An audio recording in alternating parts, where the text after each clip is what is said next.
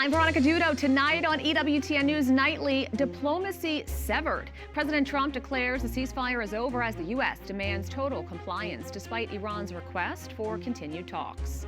Rebellious decision. Today, the president is refusing to sign a bipartisan housing bill, letting it become law without his signature in protest of his stalled Voter ID Act. On the ground, courageous aid workers and local volunteers battle Venezuela's humanitarian crisis, delivering critical life-saving relief. Plus, American approval. A new survey reveals overwhelming support for Pope Leo XIV as the vast majority of U.S. Catholics maintain a favorable opinion. These stories and more tonight. From EWTN, the Global Catholic Network, this is EWTN News Nightly. Thank you for being with us on the feast day of Saints Victoria and Anatolia. Our top story tonight, President Donald Trump says Iran wants to keep talking. The two nations have been trading attacks, threats, and ultimatums. In a short statement, the president gave his reply to Iran's request for more dialogue. But the president also laid out where the ceasefire between the two countries currently stands. White House correspondent Owen Jensen reports. Veronica, good evening to you. After the latest round of strikes and attacks from both sides, and amidst the ongoing tensions over the Strait of Hormuz, the world was waiting to see what happens next. And today, President Donald Trump provided an answer. Keeping it short and direct, President Donald Trump reiterating today that the interim deal with Iran is done. The Islamic Republic of Iran has asked us to continue talks. We have agreed to do so, but the United States has stated to them in no uncertain terms that the ceasefire is over. After the U.S. said it finished its attacks, mysterious unclaimed airstrikes hit Iran. The fresh strikes in southern Iran, arriving as Iranians buried their late supreme leader. Ayatollah Ali Khamenei was killed at the beginning of the war. His son, who took over as supreme leader, was not seen in public during the funeral events. But mourners in Iran holding "Kill Trump" signs. Israel reportedly shared intelligence with the U.S. that Iran was working on a new and specific plan to assassinate President Trump. For now, a permanent end to the war remains elusive. Going forward, it's unclear how productive talks can be.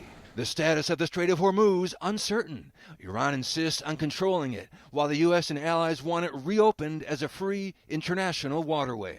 Separating fact from fiction, U.S. CENTCOM posting, claim. Iranian state media claims that transit through the Strait of Hormuz is only permitted through routes designated by Iran.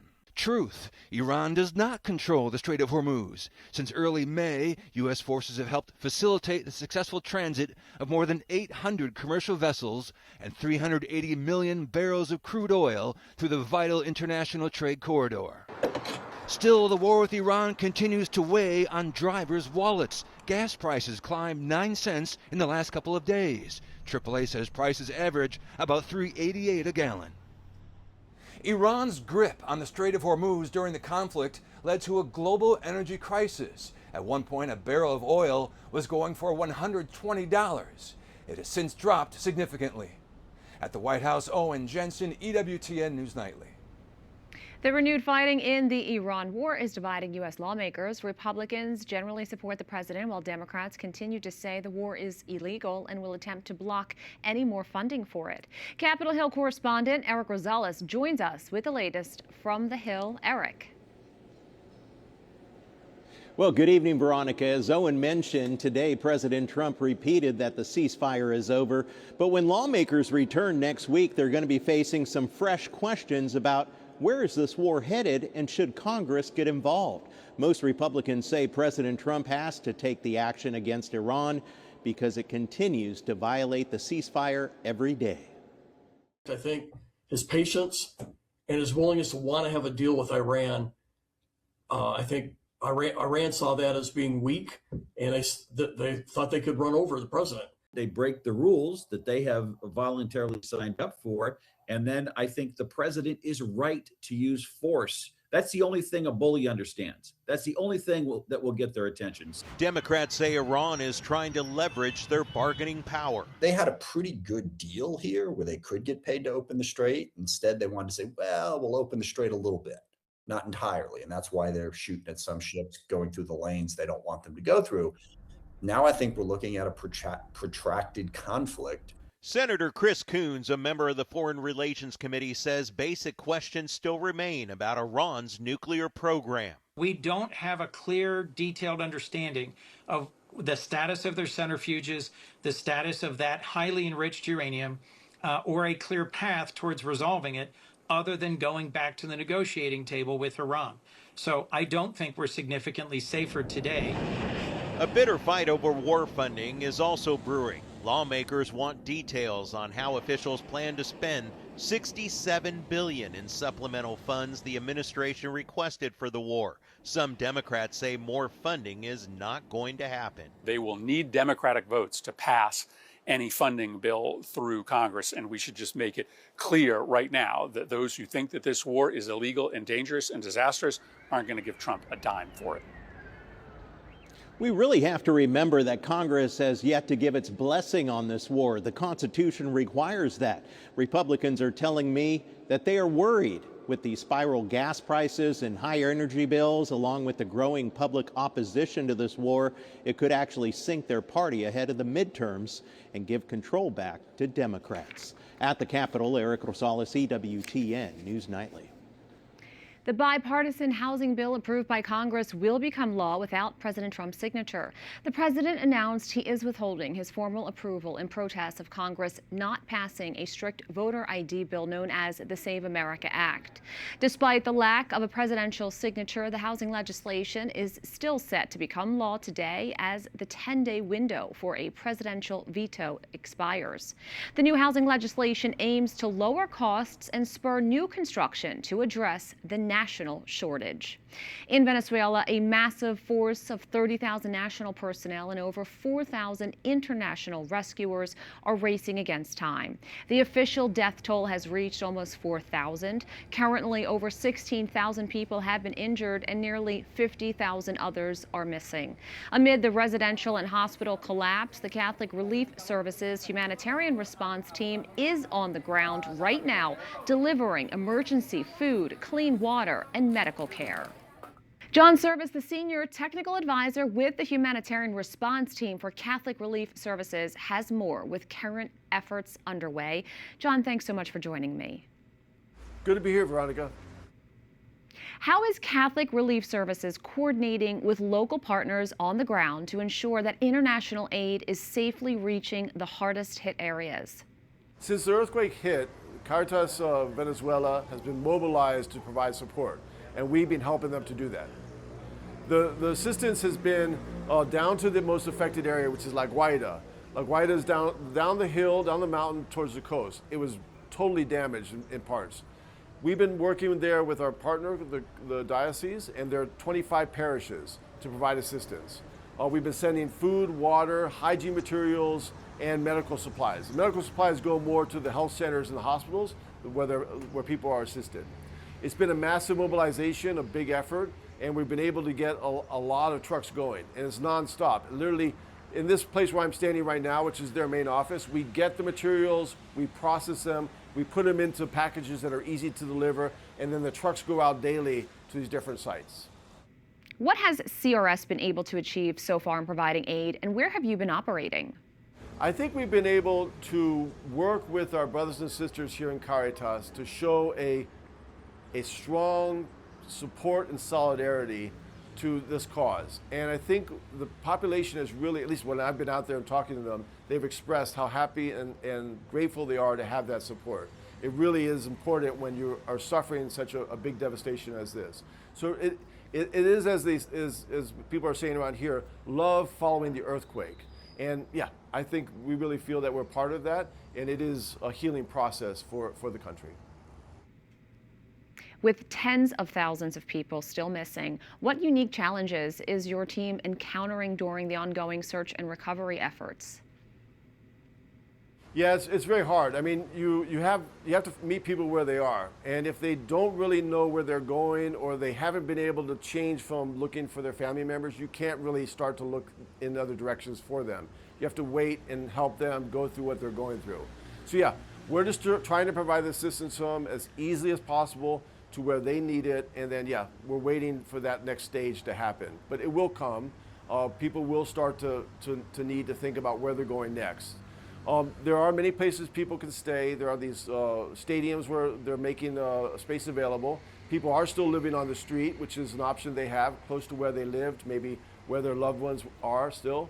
But other people may want to move to other parts of the country. They may want to go to family in different places and get a better environment, probably for them and their children. Yeah, so we have to see how that will go in the coming weeks and be there ready to help them wherever they go to provide assistance. What can our viewers do to support your work?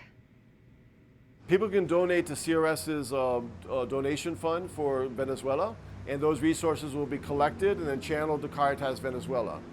Those resources can then be used to buy things on the local market and to pay for different services that we need to provide to people, such as sending water trucks to where they are, helping to rehabilitate different infrastructure, different things like that. So there's a lot of things that we need resources for, and your donations will make a big difference. John, I appreciate you taking the time to join me, and thanks so much for your incredible work. Thanks for having me, Veronica. Really appreciate your time. Thank you. We have a lot more still to come on EWTN News Nightly, inspiring youth. Beyond World Cup passion, one of the top soccer star hits the headlines for extraordinary achievements off the pitch. And Pontiff polling, a research study reveals how American Catholics now view Pope Leo. We have the surprising numbers ahead.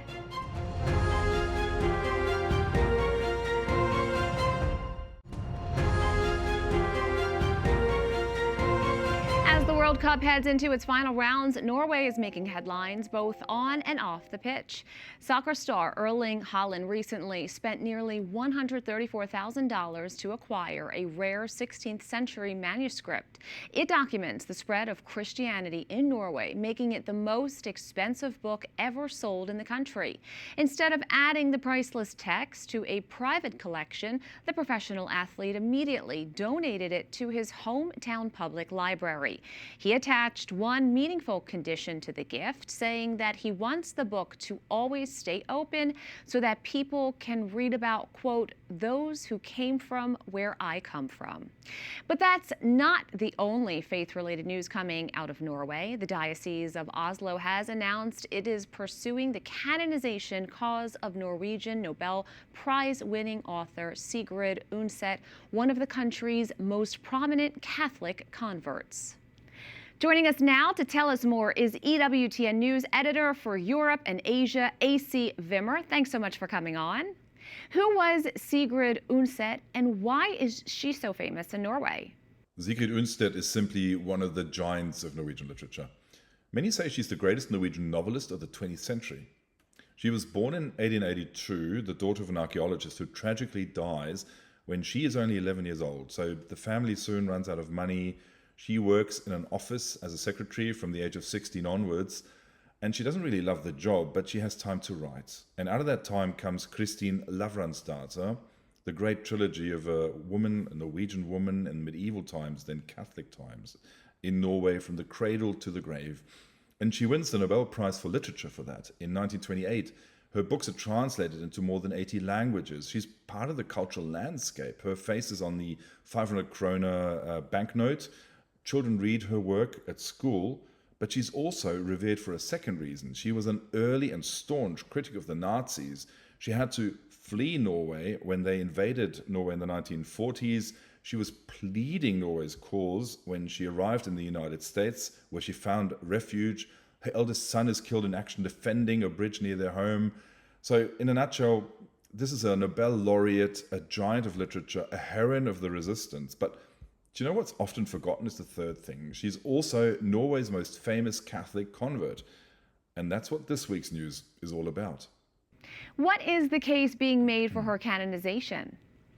Well, the church obviously does not canonize literary talent as such. What Bishop Fredrik Hansen of Oslo pointed to when he announced this cause is her life of faith. After she entered the Catholic Church in 1924, she was 42 years old. She did so at a real social cost. Norway was really overwhelmingly Lutheran, and critics of her dismissed her work as that of a Catholic convert, as Catholic propaganda. But she stuck with it. She became a lay Dominican in 1928, the same year she won the Nobel Prize, and she gave the prize money away to families raising children with intellectual disabilities. And that was also a deeply personal issue for her. Her own daughter, Musa, was severely disabled, and Unset cared for her at home for 23 years. The bishop singled that out as her commitment to life and to the sanctity of life. Mind you, she'd also taken in her husband's 3 children from a first marriage, one of them also disabled. And if you add to that her public defense of the faith in print, her real concern for the poor, her resistance to the Nazis, which cost her a son, her home, and 5 years of exile, then you've got a real case here, not just of talent, but heroic virtue and witness, faith, hope, charity, all lived at full stretch in a truly modern life. AC Vimmer, great to have you back on. Thanks so much. Up next on EWTN News Nightly, Papal Ratings. A major study uncovers what American Catholics think about Pope Leo. Those details are coming up next.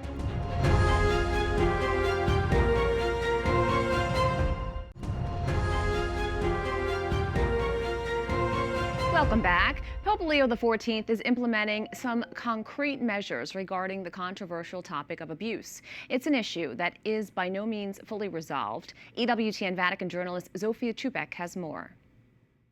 In 2014, Pope Francis established an anti-abuse commission. But many misunderstood its mission. It was not created to investigate or prosecute cases. Its role was to raise awareness among 2 key audiences: the Roman Curia itself and the world's bishops' conferences. The idea was to make the commission sufficiently independent, so victims felt comfortable sharing their stories. This has enabled the commission to make direct recommendations to the Pope, to whom it reports directly. In fact, it is a unique office. It is housed within a Vatican dicastery, but can bypass its highest authority, the prefect, and report directly to the Holy Father. The Dicastery for the Doctrine of the Faith is responsible for judging abuse cases. That is why Pope Francis decided that the commission should be placed within it. Now, Pope Leo XIV has taken another step by strengthening its identity as a consultative body, by approving new statutes for the commission, clarifying the commission's relationship with other dicasteries of the Roman Curia, and reinforcing its role in promoting accountability, transparency, and good safeguarding practices globally. The Commission does not exercise jurisdiction. That is very important to understand. Instead, it has a very significant role of advising and listening. We work within the dicastery for the doctrine of the faith on broader matters. We do not deal with individual cases. Rather, we accompany the process by providing information and recommendations. Claudia Gianpietro is a canon lawyer and member of the Commission. She explained how the Commission guarantees its independence. The Commission's independence is ensured through its members. There are experts and people working in different parts of the world, each bringing their own expertise and perspective to the Commission. When they meet together in the plenary assembly, recommendations are approved by a 2/3 majority before being submitted to the Holy Father through the President. The Commission understands that the concept of vulnerability in canon law is still evolving. As experts from different fields contribute to their research, the Church's understanding continues to grow. In Rome, Zofia Chubak for EWTN News Nightly. A new Pew Research Center survey is offering insight into how Catholics in the United States and Latin America view Pope Leo's pontificate. The survey asked Catholics what they think of the first American-born Pope. EWTN News correspondent Paula Flynn has more.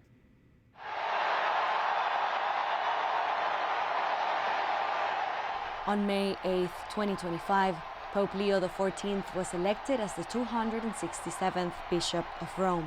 La pace sia con tutti voi. He is the first pope to have been born in the U.S., as well as the first to be a citizen of Peru. After more than a year of getting to know the Holy Father, People are ready to talk about their opinions. In a new Pew Research Center survey, Americans were asked what they think of the new Pope. Overall, many thousands of people responded to the survey, including 1,848 Catholics. So in our survey, for example, we found that 78% of U.S. Catholics have a favorable opinion of Pope Leo. And once you take the margin of error of plus or minus 3 points into account, that means that the actual number of Catholics who have a favorable view of the Pope is probably somewhere between 75% and 81%. The survey was carried out in the United States from May 26 to June the 1st, 2026. I don't like it. I'm not a big fan of Pope Leo. That was shortly after President Trump accused Pope Leo on social media of being terrible for foreign policy because of the Holy Father's criticism of the war with Iran. Pope Leo responded to Trump's comments during his trip to Africa, and their exchange made headlines around the world. I don't want to get into a debate with him. I don't think that the message of the gospel is meant to be abused in the way that some people are doing.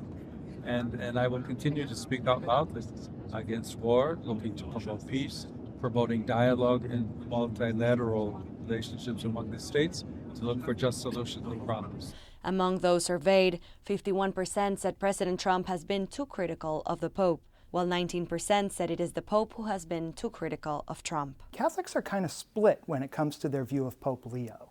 There were some Catholics who said they thought Pope Leo had been a little too critical of Donald Trump. There were others who said that they didn't think he'd been critical enough. And about a third of Catholics said they thought Pope Leo had been striking the right balance. A lot of others said they didn't know enough to say one way or the other. A separate Pew Research Center analysis also looked at views of Pope Leo XIV among Catholics in Peru, Colombia, Brazil, Mexico, Chile, and Argentina. In all 6 countries, most Catholics expressed a favorable opinion of Pope Leo XIV.